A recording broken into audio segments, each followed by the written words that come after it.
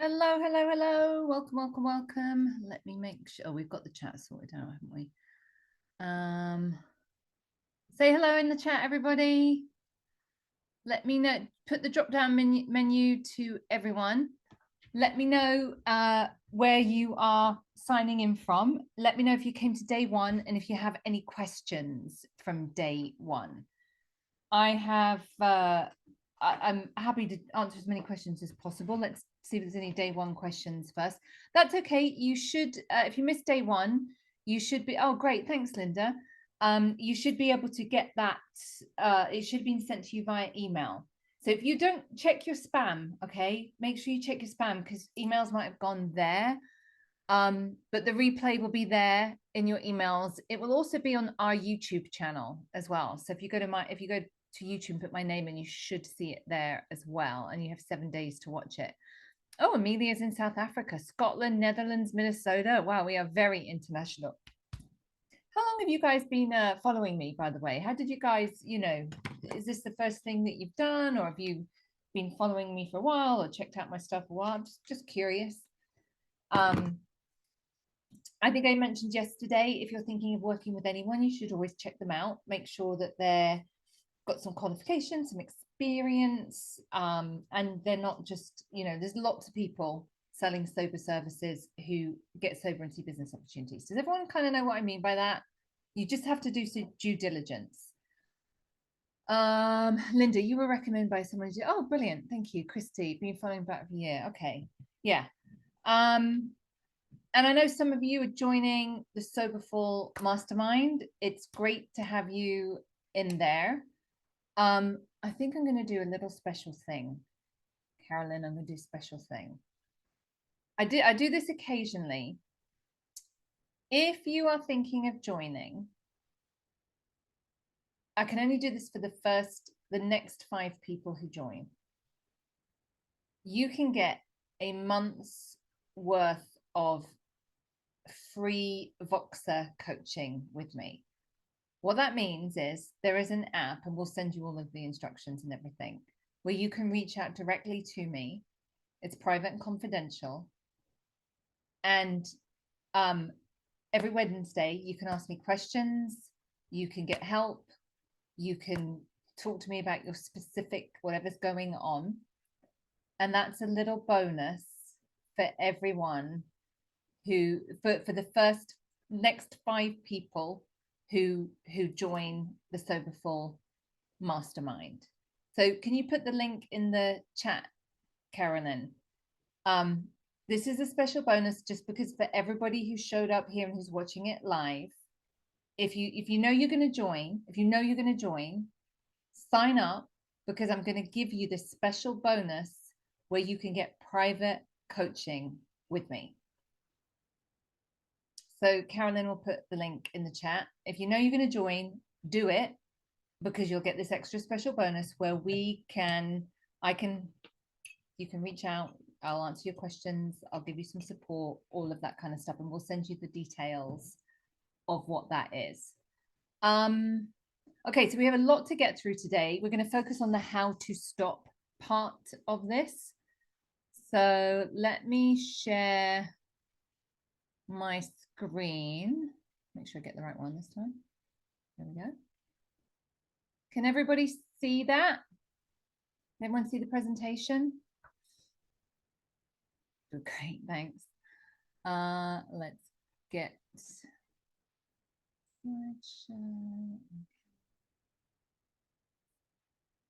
what does it mean sign up?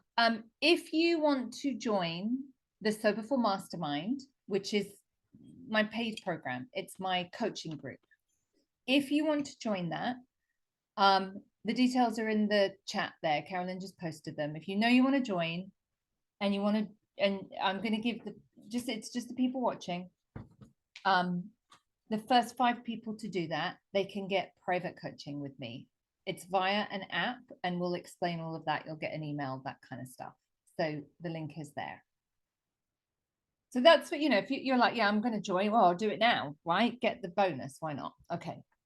So today we're going to focus on how to stop. So again, if you have questions, After this, you can reach out to me via Instagram, private message, and or through Facebook, my Facebook page or my Facebook group.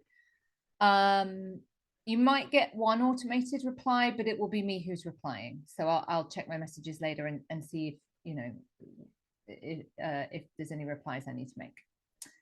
Okay, so recap. Yesterday, we learned about why we drink. We learned about brain chemistry. We learned about how we feel. And we learned about what we believe about sobriety. Today, we're going to learn that stopping drinking sobriety is 10% not drinking alcohol and 90% emotional sobriety. We are going to learn about why we need to reprogram the subconscious mind not to drink, why early sobriety is different, the different phases of sobriety, and how to change your alcohol habits to sobriety habits. That's what we're going to cover today. Does that sound okay with everybody? And if you have any questions in it, you can let me know.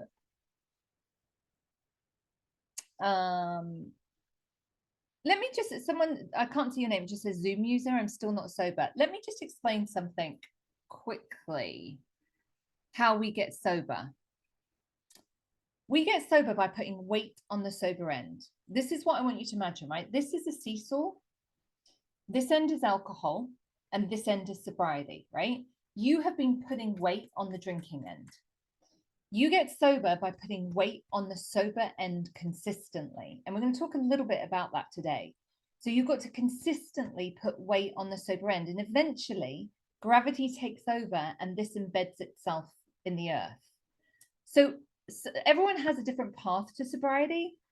I would love it if from this day forward, nobody drank again, because I know it's the worst thing for your health, your wellness, your relationships, and everything. Sometimes people, when they're on this journey, they'll have like 5 days sober, 2 days drinking, but then they'll get 30 days, and 30 days turns into 90 days. And they're consistently putting weight on the sober end. You don't just decide to get sober and so it is, right? This consistently putting weight on the sober end. Everybody coming here today is putting weight on the sober end. Does that make sense to everybody? This is what you just need to keep, like information, podcasts, books, those are all helpful, but it's the behavior change, it's the mindset stuff that is the real weight. That's how you get sober. I just want to be, and it's easier for me to, now I can't find my presentation. Hold on, where is it? Sorry guys, I'm useless, aren't I? Now I can't find my presentation. Where did it go? Where is my, okay, there it is. Okay, give me a second. Okay, that's why. Okay. Okay.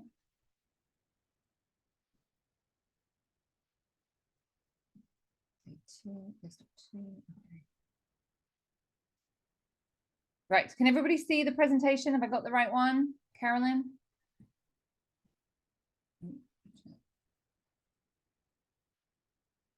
Yeah, thank you. Okay, let's do, okay.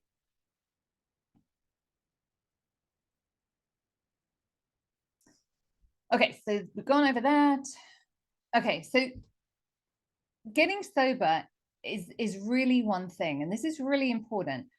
All sobriety is a shift in perception. So all sobriety is that we have to see everything differently.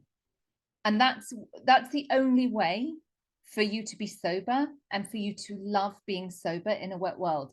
You cannot stay sober if you still feel like you're missing out. Like, I've been sober over 25 years. There is no way you can stay sober for 25 weeks if you still feel like alcohol is the best way to have fun and that you are going to be missing out if you don't drink.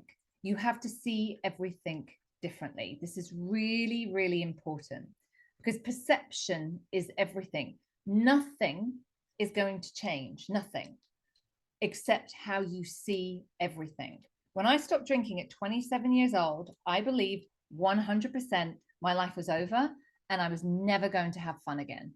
I was never going to have fun again. I was never going to enjoy myself.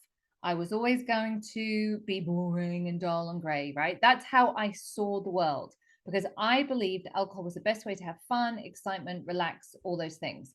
Who else believes that or believed that? Put it in the comments, put it in the chat.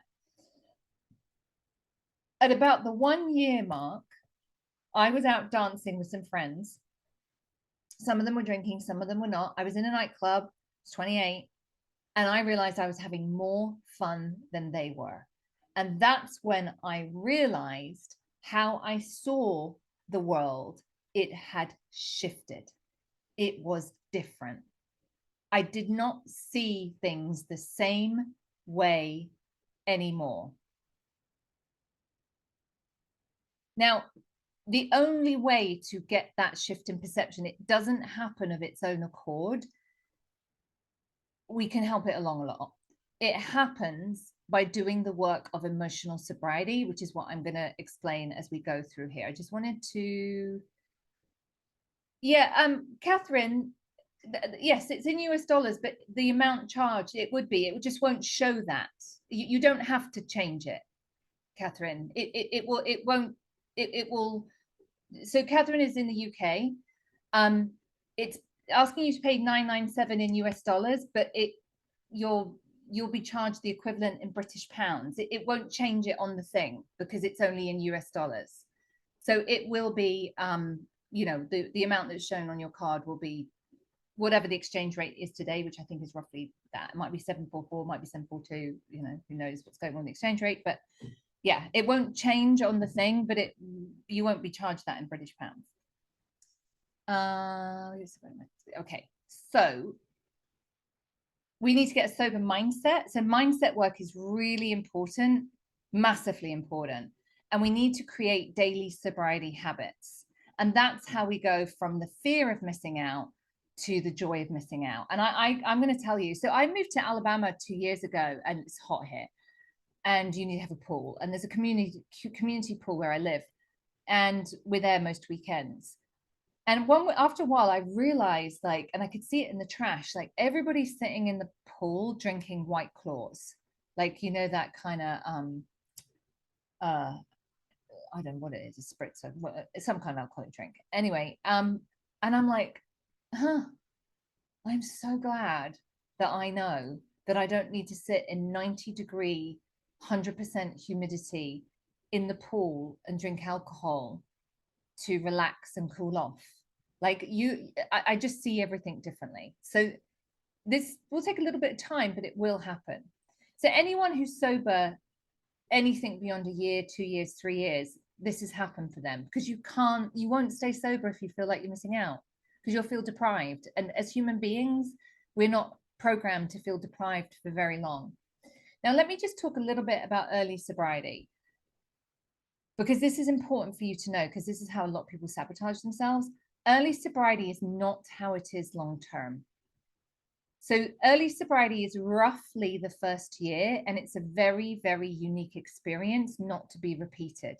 It is unique to the first year, and this is why. It's a massive lifestyle change. It's a massive change in learning how to be sober in a wet world. Your brain, your body, your gut, your hormones, we talked about this yesterday, all of that needs time to heal, right? So once your brain's functioning again, all of that kind of stuff, you're going to feel a lot better. It feels really weird at first. You have to go through all of the things for the first time. You have to go through the first vacation, the first Christmas, the first birthday, the first wedding, all of these things, all these social events where alcohol is built in. You have to navigate them for the first time sober, and it's weird. It's weird, it's uncomfortable, you don't know how to do it, and then it becomes your new normal. It just will become your new normal. I do all of those things, I don't think about it. But in the beginning, I'm an extrovert, I do love to go out and dance. In my 20s, I want to go out and dance and party. I remember I was 11 months sober, and I went to a bar that had music with some sober friends, and it was really weird and awkward and weird. And then we did it again, and then we did it again, and then it became our new normal, and it was fine. There will be a renegotiation of your relationships. there will be how your relationships are will alter, it will change. You might find some people you're spending less time with, other people you're spending more time with, but your relationships will change, and that takes time to settle. And all of this just takes a little bit of time for it to become our new normal. Does that make sense for everybody? And those of you who've been sober for a few months, or are trying to get sober, have you seen a little bit of that? So what happens is people like will get to 3 months or 6 months, or and their brain chemistry hasn't fully sorted itself out yet. They're still finding their feet. Everything still feels weird, and they think, "Oh, this is how it's going to be forever. Why am I bothering?" Who's done that? Who's had that thought? Oh, this is how it is. I think I told you yesterday. I remember staying home on a Saturday night till 10 a.m. cleaning my bathroom, going, "Is this it?" It will be. The first year is weird, and then it's not. And then it's not. Sobriety is like tuning in an old-fashioned TV set. Who remembers these old-fashioned TV sets? I had one of these in my bedroom, right? This is what sobriety is like. So I gave you the metaphor of putting weight on the sober end. This is another one, right? Do you remember you have to tune the thing in to get a picture? And a lot of the time it's like, and then you keep tuning, and then you get a picture, and you watch your show, right? And then you want to watch another show, so you tune in, and you get a lot of. That's what early sobriety is like, right? It's like tuning in an old-fashioned TV set. You are going to have some days where it's just like. Does everyone know what I mean by that? And then it doesn't matter. You just keep tuning it in, because then you'll have some days where you have a picture. And then you just keep tuning it in, and a miracle happens, and it becomes like beautiful full color HD TV, right? It doesn't matter whether you have a picture or you have that, you keep tuning in. Does that make sense to everybody? That's just what it's like at the beginning, right? Because it's just, this is a big thing. Right? If it wasn't a big thing, I wouldn't be here doing this. I want to talk a little bit about how we self-sabotage.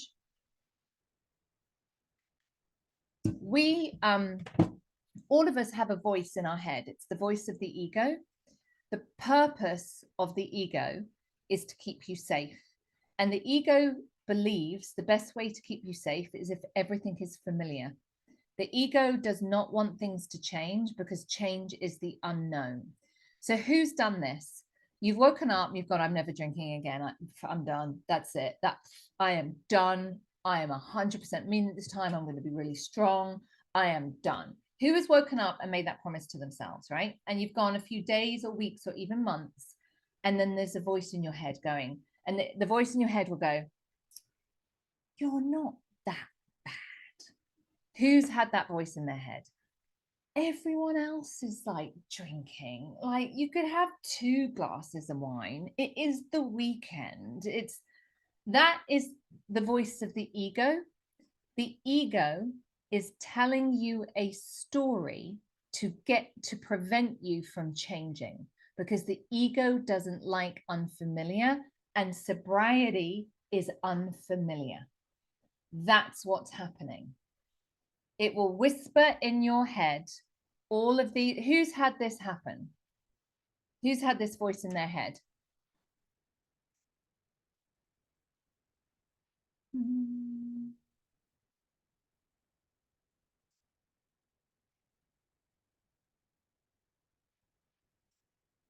Put it in the chat and let me know. Who sabotaged themselves in this way? So the ego will tell you whatever it needs to tell you to get you from not changing. Now, the thing is, once this voice in your head starts going, it starts feeling really uncomfortable. It just starts feeling really, really uncomfortable. And we don't like discomfort. So then we are trying to stay sober on willpower. Like, we just feel really uncomfortable. Everything feels wrong. And we are yearning for that ease and contentment that a drink is going to give us, right? So we make the decision to drink. And I'm going to tell you, the relief comes with the decision. We make the decision, we are going to have a drink, and we just feel relief flood into our bodies. And then we have a drink, and very quickly we end up back in the same place, and we don't understand what happened. This is what happened. So one of the things that you have to navigate is past this ego self-sabotage. This is one of the things that we talk about in the mastermind, because this doesn't show up just when you're trying to stop drinking. It will show up whenever you are trying to change something. So this is something we come back to quite a bit, because it's not just when you're trying to get sober, it's when you're trying to do any new thing.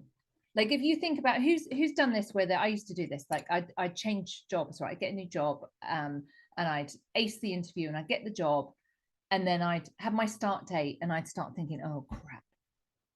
And then I'd start the job and I didn't know what I was doing. Nothing made sense. And I'd start thinking, why did I do this? Oh my God, this is a nightmare. I'm going to get fired. They're going to realize I'm an idiot. It will happen whenever you do any kind of new thing. So this is all mindset stuff. So there are different phases to sobriety. I've talked about early sobriety, that it's very different. So day 1 to 30, we want to just focus on not drinking. That's all we need to focus on, is not drinking. And we need to make this your main thing. For you to be successful, this has to be your main thing. It doesn't work otherwise. Because alcohol and drinking and recovering from drinking has been your main thing. It's taken up a lot of bandwidth. So you need to make this a priority. Then you need to develop a practice. So a sobriety practice, that's something we go back to and talk about a lot in the mastermind. I kind of recap that like at least every month, about like, what does our practice look like? What are we doing to put weight on the sober end? And we need to keep going. And then we get past the 1 year mark, and it's about like, the work that I do, it's emotional sobriety work, but it's not because I'm worried about drinking. It's because it's personal development. It's because I want to be more than I am now. Does that make sense to everybody? So you are on your journey, you're going to come across people who don't want you to stop drinking. Who's had this experience? Not everybody around you is going to be delighted by the fact that you have stopped drinking, particularly if any of these people were your drinking buddies. This might be a spouse or family members or friends who will try and sabotage you and tell you that you don't have a problem. Getting sober is a really interesting way to find out who your friends really are. Because your real friends will support you, and you might need to be very explicit about the kind of support that you need. Like I want to go to the movies, not the bar. I want to go for a hike, not, the pub, whatever. The only people who will have a problem with you being sober are people who have a problem with alcohol themselves. Can everybody see that? Has everybody seen that in some of the experiences they've had? Oh God, you're not that. Well, don't be ridiculous. You're not that bad. Like, you can just like cut it out a couple of days a week, right? So we need to minimize the amount of time and energy we give people who are not supportive, because they're not talking about your drinking, by the way. They are talking about their own drinking, because your sobriety makes them feel uncomfortable, and they don't want to feel uncomfortable. And there's things that they're not interested in examining in themselves. Thank you very much. And they would like the world to go back to how it was. So the easiest way for them to do that is to try and persuade you that you don't have a problem. Then everything can go back to how it was. Those people are not people we're going to rely on for support. And that's why we need to have boundaries and better communication. And again, those things are the skills of emotional sobriety. That's what we learn in the mastermind. So these are 3 key things that we need to be aware of to stop drinking. These are foundation stones. We have to change our mindset. We have to create sobriety habits, and our behavior has to change. So I want to talk to you about creating a sober mindset. Our brains have been working against us, because a lot of this is the programming that's in our subconscious mind. So we have to get into our subconscious mind. We have to change our beliefs, because that will shift our perception. We can't, and then we stay sober without thinking about it, right? We can't live our lives. I don't wake up and think, oh God, right, I'm not going to drink today. Like, how many days that's been in the thousands now. I don't know what it is, but No, we just want to get up and live our life. We just want to get up and go about our day. That's where we want to get to. Does that make sense? Is that what everybody wants? We don't want to have to think about this, because if you're here, I know it's dominating your thinking. I know it's dominating your day, dominating your life, dominating your thinking. We can get to a different place with that where it just doesn't exist. And we have to do that by getting into the subconscious mind. So someone's asked, do you make this decision on your own and fade away, or do you tell the person you're going to be fading away? It really depends on the relationship, right? Prestovich. It's hard for me to answer that because it depends on the relationship. You know, if it's sort of friends and acquaintances, I think we can just go about our business and decline invitations and what have you. If it's family or close friends, I think there's a way to like still have connections and contacts, but perhaps minimize that, you know, go to the thing for an hour and then leave or whatever. So does that make sense? Okay, let me tell you about how the subconscious mind works, because this is a really important part of how to stop drinking. The subconscious mind is responsible for 95% of what happens in your day. The conscious mind, which is the bit you are aware of, it's the thoughts, it's you are aware of your thoughts. That is only responsible for 5% of what happens in your day. And the reason for this is it's more energy efficient. So I'm going to explain how this works. Our subconscious mind, the programming that's in it was shaped when we were young. And many of us have faulty programming in our subconscious mind, which is limiting beliefs. So let me give you an example of this. Learning to drive, okay? When we learned to drive, we had to use our conscious mind. We had to think about it. We had to think about which way the steering wheel goes, slowing down, what does that sign say, changing lanes. When I go back to England, we drive on the other side of the road in England, and I always get a stick shift, so I don't lose the skill. So when I go back to England, I have to think about driving. So not only I have to think about where I'm going, and I have to think about driving. I have to think about being on the other side of the road. The steering wheel is in the middle, and it's quite tiring doing that. So back in the day when you learned to drive, you did it with your conscious mind. You had to think about it. But because this is how our brains are set up, that information, how to drive a car, went into your subconscious mind. So now you don't think about it. You walk towards your car and your subconscious mind goes, oh, she's going to drive. Let's run the driving program. And it slots that cassette in, how to drive. And you just drive. Does everybody know what I mean by that?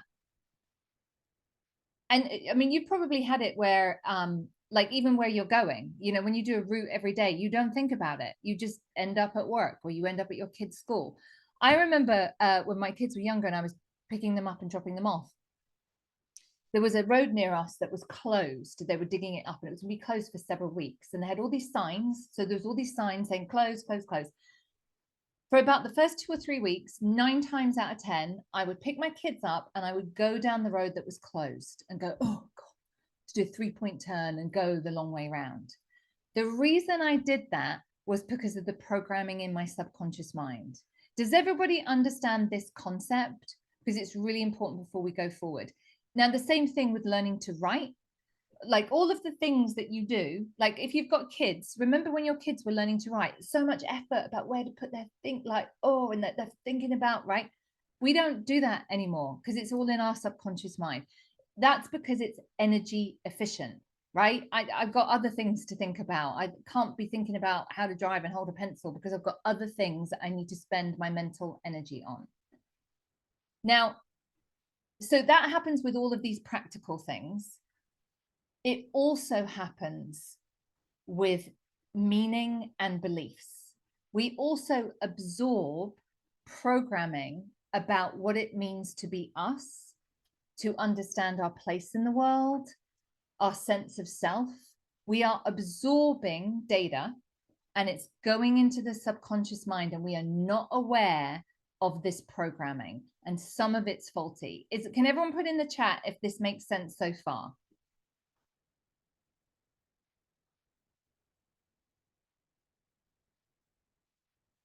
So for various different reasons, sometimes it was our childhood experiences, sometimes it was our parenting, sometimes it was the community we grew up in. We have faulty programming. And that programming will just run until we do something about it. And lots of people don't. So we have pre-programmed responses to current situations. And I'll explain how this works. I had a client, she was a absolute like big shot lawyer, really like took big cases. Like if you were ever in trouble, you would want this woman defending you. She was badass. And she worked in a big law firm, and you know, she had a great reputation. She had an alcoholic father, and she never knew what father was coming home from work. And sometimes he was lovely, and sometimes he would be very angry and shout. And he wasn't violent, but he would get very, very angry, and it terrified her. And she would hide in the downstairs cupboard when he was angry. So she absorbed that programming, right? That she grew up with an angry, shouting father. So fast forward 40 years, this is a really well qualified, smart, intelligent woman. She had a man in her office, a colleague, who would just get really angry. And she would have, the reaction she would have to that angry man was from like a 10-year-old girl. She would immediately feel flooded with fear, want to hide, and couldn't think straight. Even though like afterwards she's like, why am I like, other people just say like, shut up, Bob, don't be, like, it's completely, you can't go around shouting like she had afterwards. She could be like, why can't I like respond better?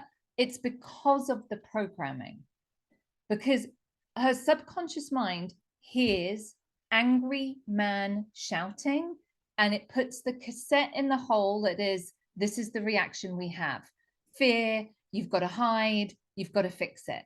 You have the same version of this, where there is an outside trigger, where someone does something or says something, and you get flooded with feelings and emotions that you kind of sense are, you're being a bit irrational and over the board, but you can't stop how you're feeling.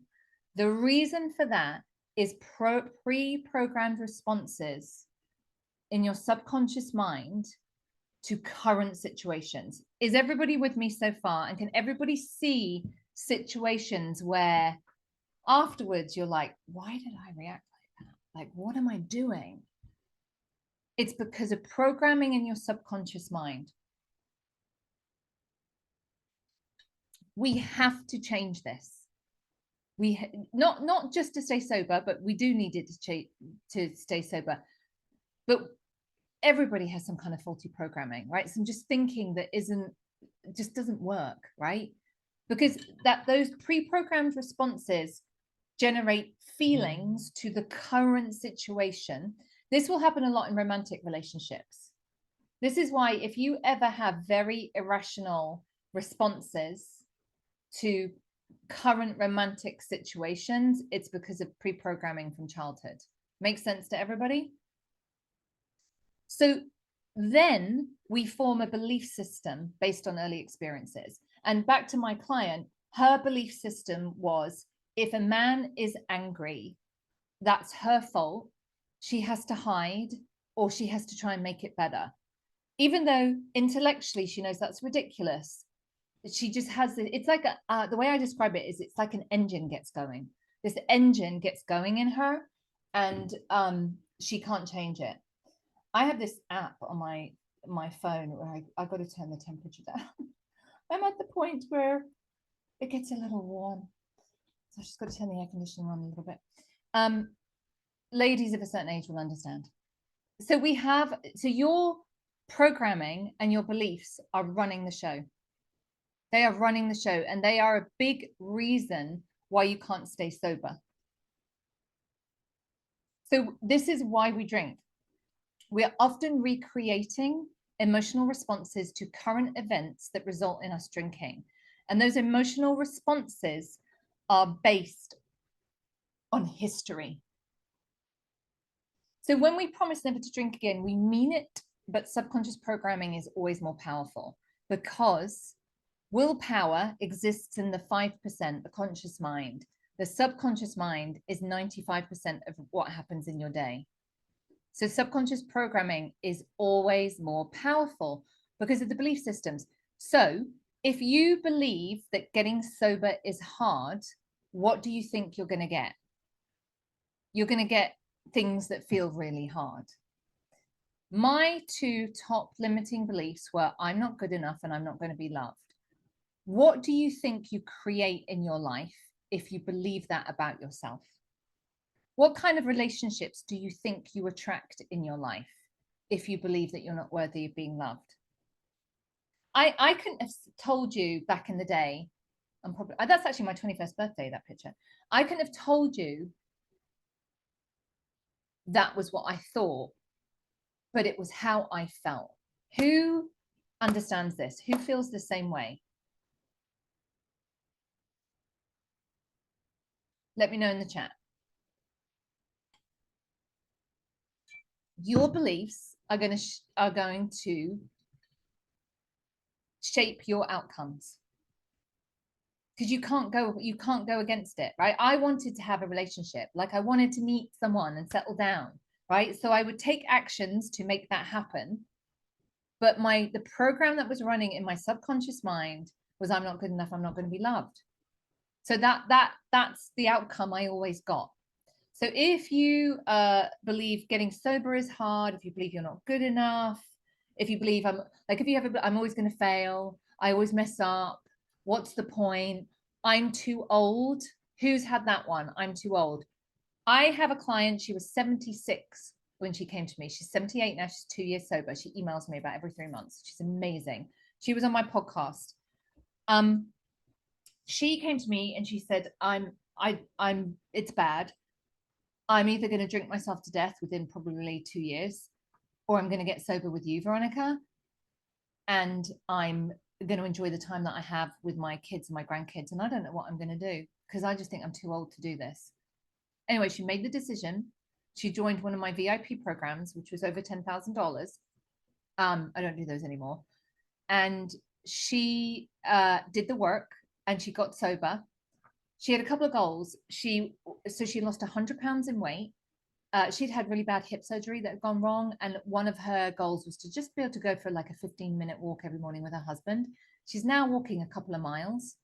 She's lost the weight. She's sober. Her family have said, this is the happiest I've ever seen you. And she says to me, I wish I'd done this when I was 66 or 54 or 42. She said, I didn't, but I'm glad I did it now. So if you're saying I'm too old, it's too late, that's simply a limiting belief. It's just not true. Who's saying that, by the way? Is anyone saying that?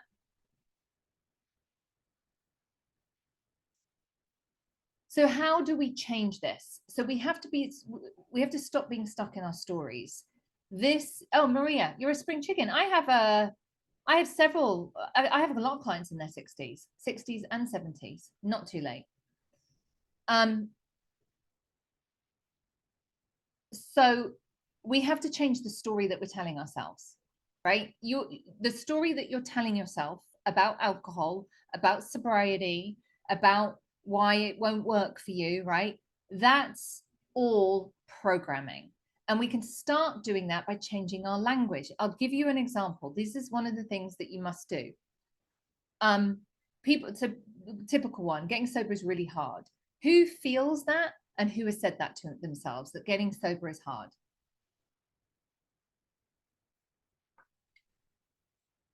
It's not hard. Having an alcohol problem is hard. That's hard. Going to work on a hangover is hard. Making excuses is hard. Dealing with the shame and guilt is hard. Having an alcohol problem is hard. It's just very familiar to you. Getting sober requires effort. Notice how different that feels. We understand effort. As human beings, we understand if I put effort into something, I get somewhere, right? If I put effort into running, I'll get somewhere. If I put effort into learning how to do math, I'll get somewhere. So changing your language, small things will make a massive, massive difference. Because what you're doing is going from a fixed mindset to a growth mindset. Now, really important, we don't deny reality and we don't become Pollyanna, right? So a fixed mindset is when you say things and there's nowhere to go, right? If you're like, well, I'm just going to fail, what are you going to do with that? Okay, all right then. It's too hard. There's nowhere to go with it. It's like a dead end. A growth mindset, which is using different words. We don't deny reality, and we don't become Pollyanna. So what I mean by that is we don't change it from getting sober is too hard to I'm just going to give it my best shot, and I'm just going to do it this time for my right. That's just we change it to I'm going to put effort to this, which means I'm going to get the right kind of help, the right mentorship, the right program, and I'm just going to focus on one day at a time, right? That's a growth mindset. We're not changing reality. When you're in a growth mindset, it's going to feel so different. So this is just small things that you can do. Consistent effort. Because when you have a growth mindset, you believe change is possible. And I want you guys more than anything to believe that change is possible. So we get a sober mindset by creating sobriety habits. So let's talk a little bit about the habits that we need to have. Consistent habits that maintain our mental and emotional health for the rest of our life. Basically, personal development for sober people. It's not, I always stress this. When you join my programs, I am going to teach you how to be sober for the rest of your life. In the same way that if you came to me and you wanted to get physically fit and you wanted to come and I trained you, you still have to go to the gym and sweat, right? I can show you what to do, but you still have to go and lift some weights or go for a walk or all that kind of stuff. So I was missing the how. I didn't know what to do, how to do it. That's what I teach. Does that make sense? Yeah, Kristovich, I'm trusting in what I can't see yet. And one of the things we have to do, that's why we have to borrow from other people. And I honestly do know it's hard with me, right? And this is what I know is hard. The way you see me now is you think I've always been like this. You think I've always been this confident person who knows what they're talking about, who has a good relationships and a nice family, right? I know you look at me and think I'm lucky or it was easy for me. Be honest, who thinks that? I'm just curious because I know because people have said it to me because I've been sober so long. The life I have, like for me, my greatest achievement is my family. Like my husband and I have been together almost 20 years. My two boys, like I don't, it's not perfect. We have ups and downs, all that kind of stuff, but we get on. Our home life is fairly harmonious.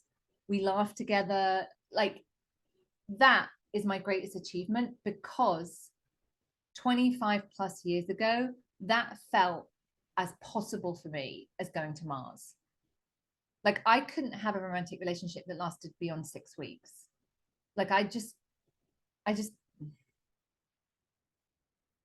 so to create this life that I built, it didn't happen to me. It didn't drop in my lap. I wasn't lucky. I built it from the ground up by doing this work. Wherever you are in your life, you can do the same thing. I've seen it over and over and over. So I want you to, we do like, there's testimonials and a lot of my stuff, and I've got quite a few video testimonials and former clients on my podcast and it's great when they do that because I really want you to know I'm not special and different. I really want you to know that this can work for you as well as it's worked for many other people. So you're going to have to borrow some of that. Like if you don't believe it's possible for you, borrow it from other people, but just really understand the mindset stuff and how you are going to have a voice in your head that is actively going to be working against you. It's going to be telling you things. It's going to be throwing your limiting beliefs at you because it wants to prevent you from changing, because change is scary and unknown, and that's all it is. Does that make sense to everybody? Paul, the insidious light is always there deep down, that you can have a drink and succeed in what's hard. Months, years, lies hiding somewhere. Yeah. So this bit's really important, creating sobriety habits, intensity over consistency. What most people do is intensity over consistency, right? The typical thing is January 1st rolls around, everywhere is health and fitness. Oh my God, we've eaten too much, we're out of shape. We buy the gym membership, we buy all the clothes, we get all the videos, we buy loads of books, and we just start working out like a maniac. And by February rolls around, we're like, oh, I'm over that, right? That's because we've done intensity over consistency. So I really emphasize this in the work that we do, is that we've got to focus on being consistent. So it's actually about doing less, but doing it more frequently. The key to long-term sobriety is consistency in our habits that maintain our mental and emotional health. So I borrowed this from the book Atomic Habits, which is a really good book to read, by the way. And he talks about making a 1% change. And this is what's great about this, because 1% it's not anything. We can do 1%, right? So let's use the exercise metaphor, right? I use this all the time. It's really helpful. Like I take the dog for an hour-long walk every day, and then I come and try and do some weights or Peloton or something. And often I'm like, oh, I can't be bothered. And then I remember the 1% rule. Oh, I only have to do 1%. 1% would be like 10 minutes of arm weights, right? That's 1%. That's all I have to. I can do 10 minutes of arm weights, right? That's nothing. And then quite often I usually do more. If I do 10 minutes of arm weights in one day, that's not going to make any change, right? But if I do that consistently over a year, I will notice a difference. It will change. Things will change. So it's the same with sobriety. 1% is about 15 minutes a day. If you can give me 15 minutes a day consistently, I will show you what you need to do to be sober. Can everybody give me 15 minutes a day? If you can't, I can't help you. Can everybody give me 15 minutes a day? It's just knowing what to do. That's something that we keep going back to in the mastermind. It's like we return to that a lot, about what we're going to do, what our practice looks like. And that the practice that we're doing for 15 minutes a day is about methods to maintain our mental and emotional health. If you come and do this intensely for 2 weeks and go, oh, it doesn't work. No, I mean, what you do for 2 weeks will be a bit helpful, but nothing's going to stick. You just got to show up in the gym most days and do some exercise if you want to be fit and well. It's the same thing. And then what happens, we have to keep going until we reach the critical threshold. So this is something else that people do, right? So if you imagine a big ice cube, and just say that this room is at 26 degrees Fahrenheit, and I bring in an ice cube and I want the ice cube to melt. And I look at the ice cube and I turn the temperature up to 27, not melting. Turn it up to 28, not melting. Turning up to 30, not melting. And then I'm like, never going to melt. It's not going to happen. And I leave, right? It's because I didn't get to 33 degrees. Like I have to get past freezing. I turn it up 33, 34. Oh, and then I begin to see that it's melting. This is why consistency is so important. People do bursts of intensity and they go, oh, not much change, or it didn't have dramatic big effects that I thought would happen. And I quit. And then they quit everything. That's all ego resistance. That's all your subconscious programming winning. Now, that is why we need to have a community, expert guidance, program and structure. I can't tell you how many times people have turned up on the mastermind calls and they've been like really stuck and things have felt really kind of like trudgy, and they've really been ready to quit, and they've come and they've shared or they've asked for help, and we've just been able to turn it around. And like that was the breakthrough they needed, because this is why it's so hard to do it on your own. You are like, it's the TV set. You're going to have days where in early sobriety where it's gnarly. It just is. There's no avoiding that. And that's when you need structure, community, guidance, and asking for help at that point, just saying like, I'm really stuck, I'm really struggling. That is what can make all the difference. So this is about our sobriety being active versus passive. Passive sobriety is podcasts, Quitlet, Facebook groups. And I want to say this because people come to me and they'll say like, oh, I don't understand, but because I'm doing the work, and I'll ask them what they're doing. Oh, I listen to podcasts every day. I've read all the Quitlet book. I mean, I'm like, that's great, but that's just information. And information is helpful, but nothing's actually changed. Active sobriety is things have to change.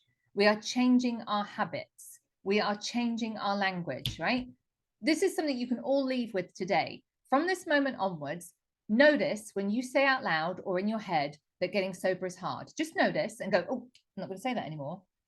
I'm going to change it to if I want to get sober, it needs effort. Just do that. That one little thing, right? That's active. Does everybody see the difference there?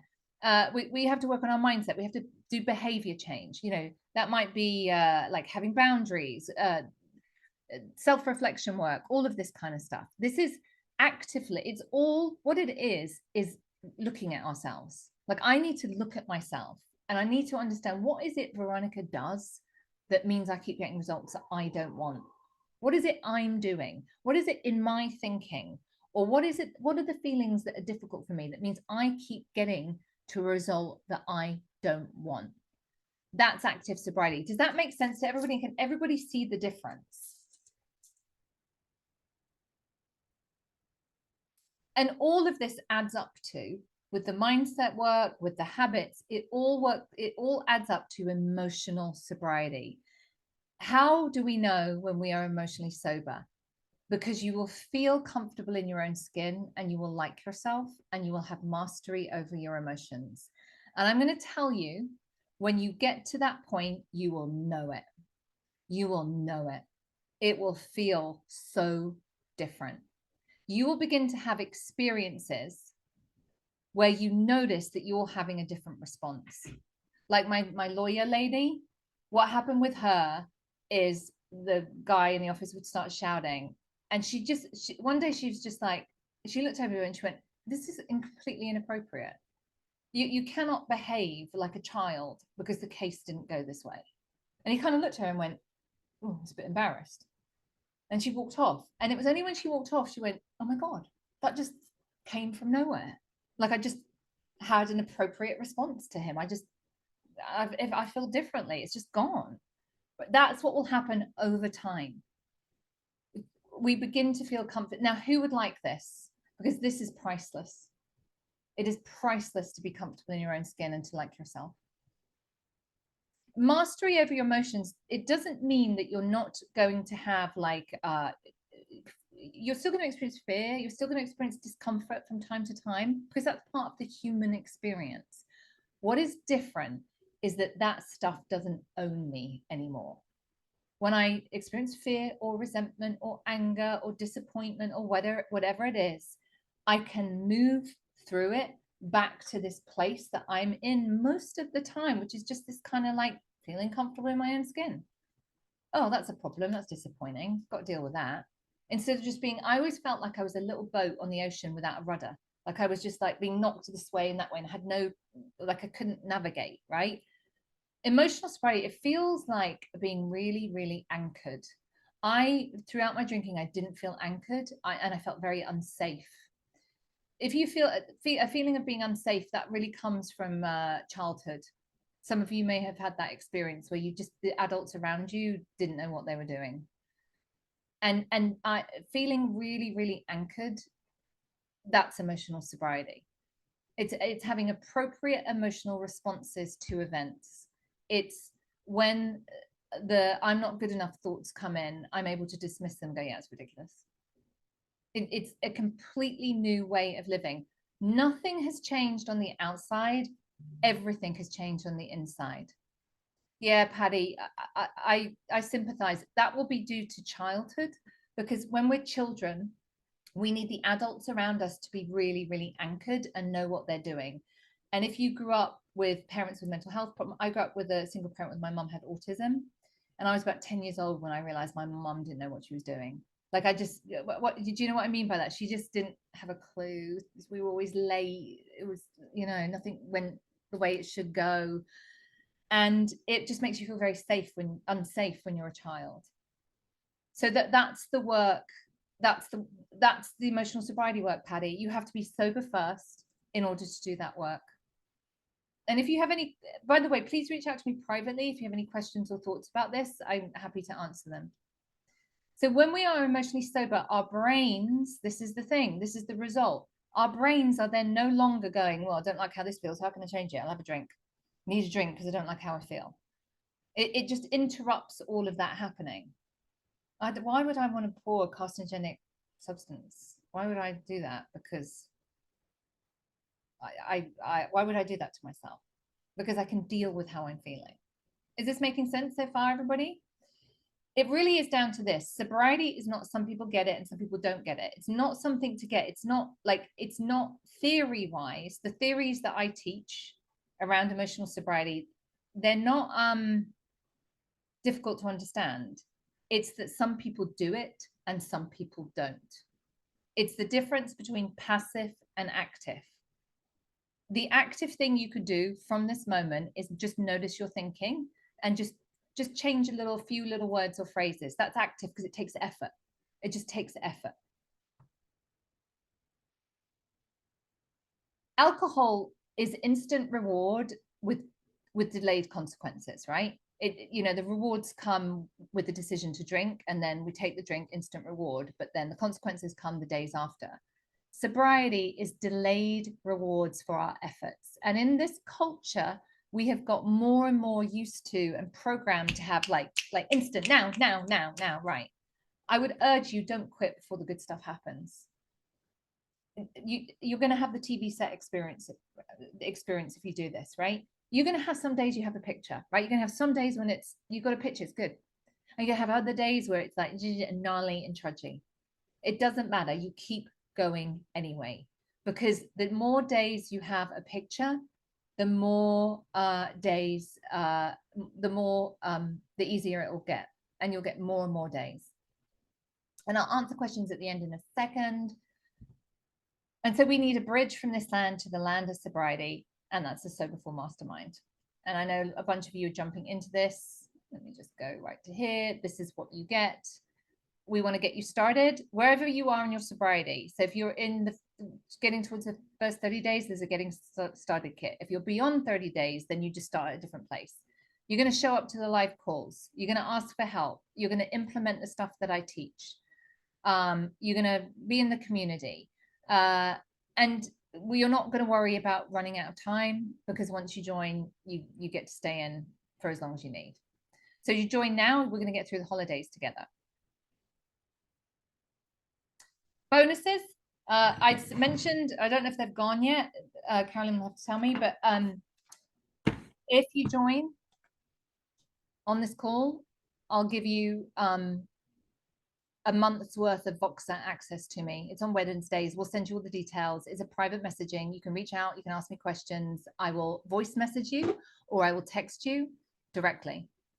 And you can do it multiple times on a Wednesday. Sometimes I have quite interesting conversations, like back and forth. You'll also get my mindset journal, which now you know a little bit more about mindset. There's just journaling prompts every day to shift your mindset and reprogram the subconscious mind. You'll get that. You'll also get this bonus workshop that I did with Chip, which is not available to buy anywhere. And that has a lot of stuff in it as well. But you need to join within the next 48 hours. Some stuff we cover. Currently it's 50% off. We are holding that price. It won't stay this way. The reason it won't stay this way is because we are adding more to it. So the earlier you get in, you will get all of the bonuses, because this is not a 30-day thing, right? This is about putting roots down in sobriety. Like, you're going to have weeks and months where everything's going well, great.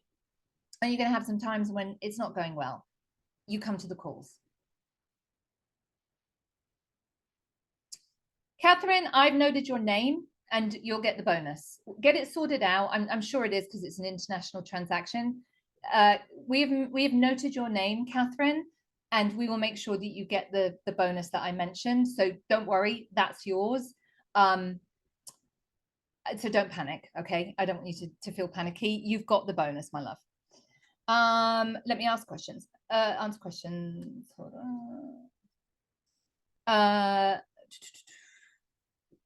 Kristovich, I will seriously consider discovering many tools for my proverbial toolbox right now. Yes, you need to check me out. Make sure you feel really comfortable. Look at all of the testimonials. I've been around for a long time, but I hope you do. Anna, what are your thoughts on replacing alcohol with alcohol-free versions? Good question. Okay, when I got sober, there was really like, I was not catered for, right? I've been to events where I've been given tap water and I was just accepted that, right? That was just how it was. In the last 5 to 7 years, there's been a huge rise in alcohol-free alternative. This is my advice: approach with caution. I've seen some people where it can be really triggering for them to have alcohol-free beer or wine because their brain is like, hang on a minute, where's the real thing? I've seen other people who have found it really helpful. They want 2 or 3 beers at the barbecue, alcohol-free beers, and they don't want people to ask questions, and it was great. They didn't feel like they were missing out. They enjoyed the taste. I think it's kind of smart to not like, so I will have like an alcohol-free cocktail if I go out, especially if it's a place that knows how to do a good one. And there's one place that we go for dinner that really does fabulous alcohol-free cocktails. And because I never drank that stuff when I was drinking, right? I was wine and spirits, really.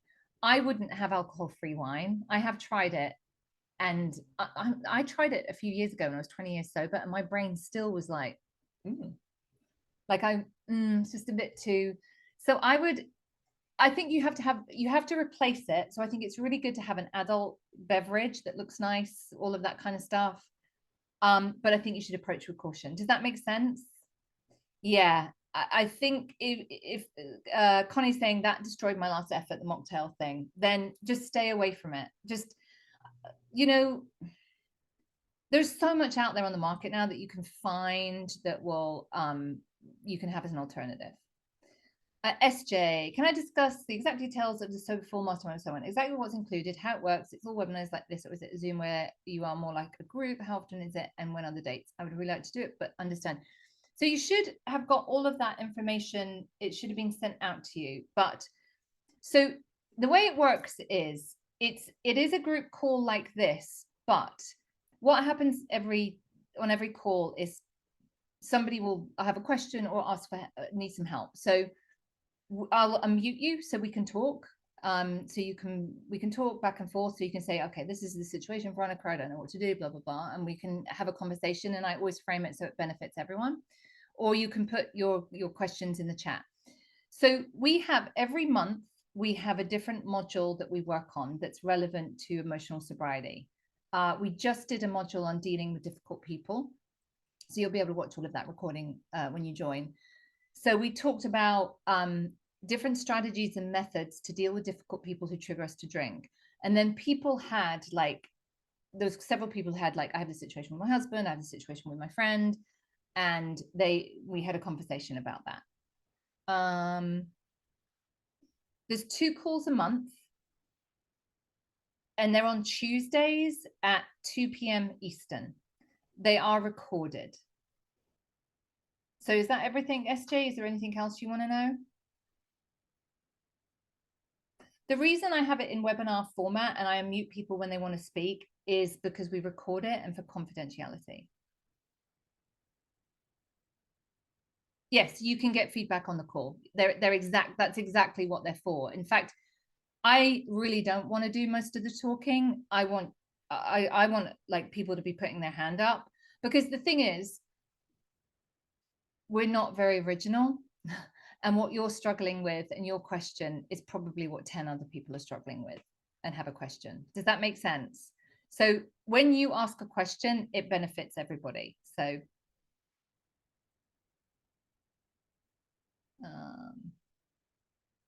Katie, alcohol-free wine tastes horrible, so I'm told.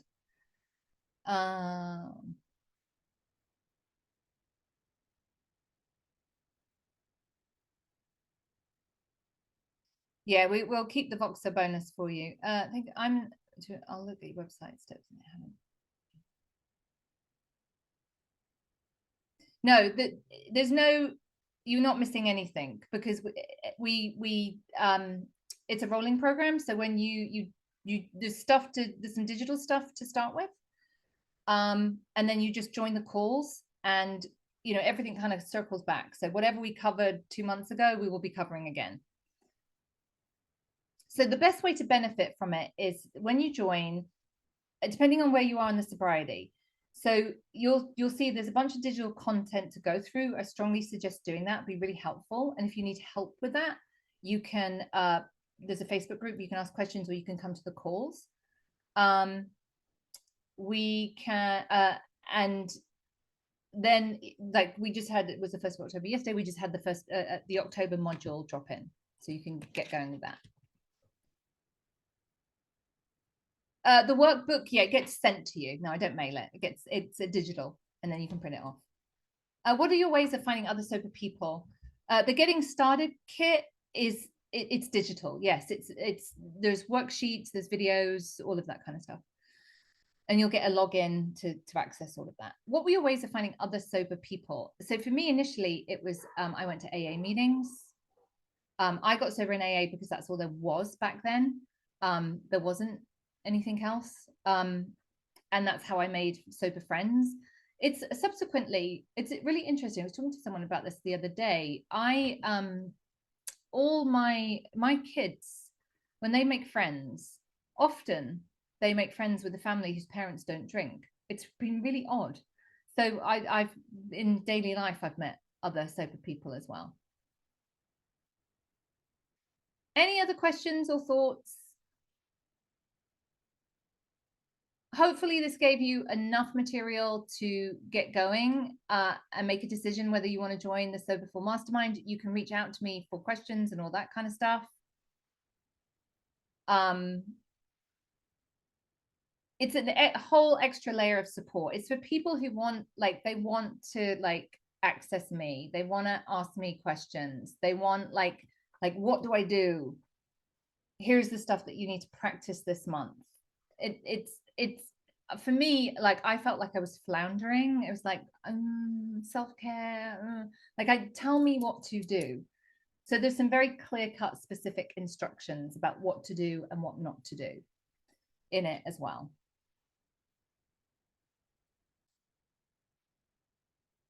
How was this today? Did everyone enjoy it? Did you get a lot out of it?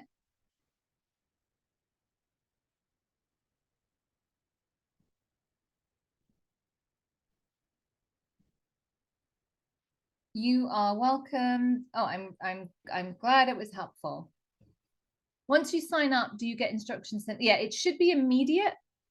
You should, SJ, you should get it immediately. Check your spam. If stuff doesn't come out within 5 minutes, it's all automated. So you should get your login, all of that kind of stuff. And again, if you can't see it, just email us and we'll make sure, sometimes stuff goes to spam.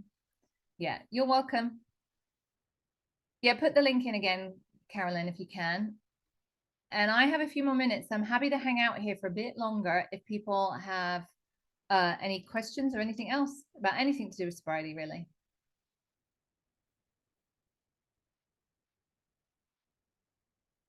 Yeah, Kristovich, the recording should be sent out. And so check your spam, because if you're here, then you're in the email list. So you should, SJ, I have done some face-to-face retreats. I think I have another one in January, actually, in Mexico. I don't know where you are in the world. So guys, I'm 52. I have kids. I do like as much as I try and balance this. So I do have one, I think, coming up in Cancun in January. It's a luxury resort. It's really fabulous, like really fabulous, really, really fabulous. We went there last January, actually. It was amazing. Yeah, it'd be nice, nice winter break. Kristovich, I can't imagine dating someone who drinks. Yeah, so I couldn't date someone who drinks, right? That's not attractive to me. My husband is like I mean, he has maybe 4 drinks a year. It's like ridiculous. He would never come home and crack open a beer. Like he might, if we were out for dinner with friends, have a glass of wine, but it's very rare. So dating someone who drinks yeah, you know what? I'm going to tell you, there's loads of people who don't drink. There's loads of people who just don't drink very much at all. When I got sober, I thought I thought everybody drank the way I did, and I was kind of shocked to discover that wasn't true. So there's loads of people who don't drink. Yeah, you will. You will. Kristovich, where are you in the world? There's so many sobriety groups now. Minneapolis. Oh my God, Minneapolis is like ground zero for 12-step programs. Um, there, I mean, it used to just be AA. There's so much. There's so much that uh there's sober running clubs. There's so many sober groups. You have to keep putting yourself out there, and you have to be consistent and persistent. Ruth, can you give us one or two things we must do to get to day one? First of all, I just will say it's always good to check with your doctor or healthcare provider that you can stop drinking safely.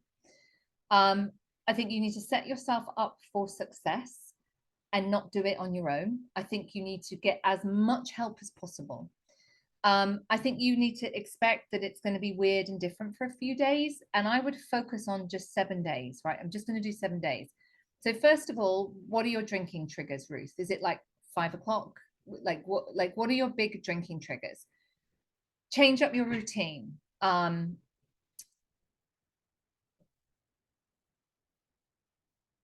I think, I want to say, like, go, like, if you can, I don't have the details for the Mexico trip yet. Actually, I do. But if you email me, I can send them to you. I think the number one thing you can do, Ruth, is you need people. You need people.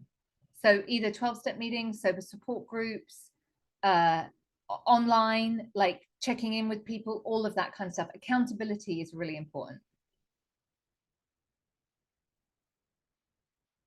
Any other questions? Does that help, Bruce, a little bit? The other thing is, actually, now remember, Ruth, you have a really good idea of what doesn't work, right? So first of all, write a list of all the things you know doesn't work and rule those out. You're going to have to do things differently. All right, everybody, thank you for hanging out with me. I look forward to working with some of you. Take care, and I'll see you soon.